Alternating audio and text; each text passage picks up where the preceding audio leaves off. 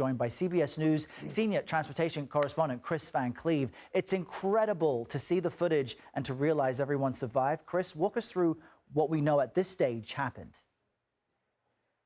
Well, you know, the video that we're seeing, the TMZ video, and then another clip that has been posted to Instagram that CBS confirmed has verified, do give us some key insights here that will get investigators started.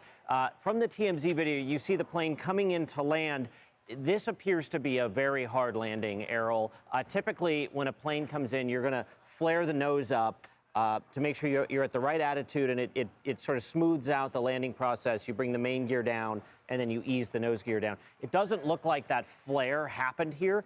This one pilot I was talking to this morning likened it to a carrier landing. Looks like a very hard landing, followed by one of the main gears collapsing, which then you see the engine start to flame, and then the plane tip on its side.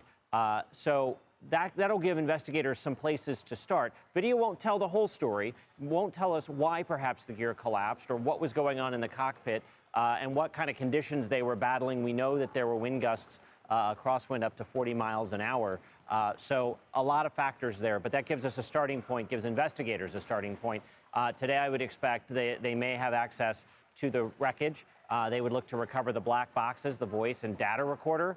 That'll give them a lot of information. They also are going to have the benefit of being able to talk to both of the pilots as to what was going on here. So investigators will be able to get a pretty clear picture of what went wrong and why, but it may not be today, tomorrow, this week. But there will be answers in this accident, absolutely. Yeah, and in addition to, deep appreciation for the crew, plane design could have also played a role in helping people survive. We can see the fuselage looks completely intact. Help us understand how design may be a part of this as well.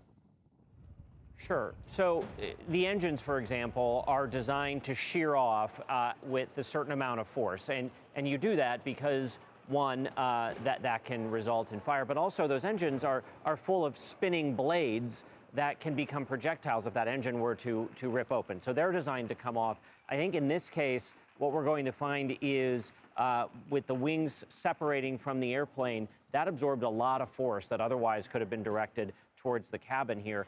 And then let's talk about inside the airplane. If you ever needed an example of why they tell you to wear your seatbelt on the plane and why that's important, it's right here. Yeah. Those seatbelts kept everyone in their seats. Those seats are designed to withstand many times the force of gravity. Like, in fact, more G's than like the Thunderbirds or Blue Angels would pull during some of their aggressive stunts. So staying in those seats kept people alive. When flight attendants say they're preparing the cabin for arrival, what they mean is they're going through the cabin and they're looking for, is there debris? Are there glasses? Are there containers? Things, your laptop, things that could become projectiles, bags in the way that could make it hard to exit the aircraft. That's why they do it. They do it for this sort of circumstance where you're going to need an exit path and you got to get out. In this case, that exit path was the ceiling of the airplane. Yeah, great perspective there from Kris Van Cleave, and another great reason to keep your seatbelt fastened. Kris, thank you very much.